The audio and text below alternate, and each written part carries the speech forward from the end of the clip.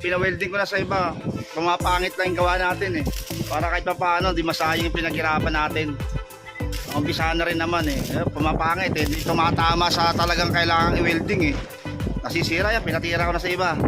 Sa sigurado, sa marunong. Ayan oh. Oh. Yan talaga, master welder yan.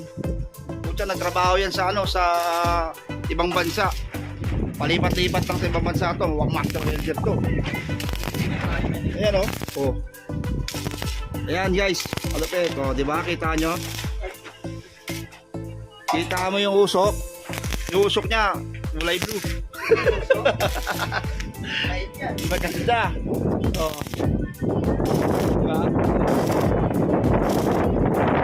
Nasisira eh, sayang naman. Kahit pa paano eh, pinaghirapan na rin natin. Hindi ko kaya, mahirap talaga, sobra. Pag hindi mo talaga, pag hindi mo ano, pag hindi mo kamay, wala, mahirap. Medyo matatagalan pa bago natin magamay. Patira na lang sa iba.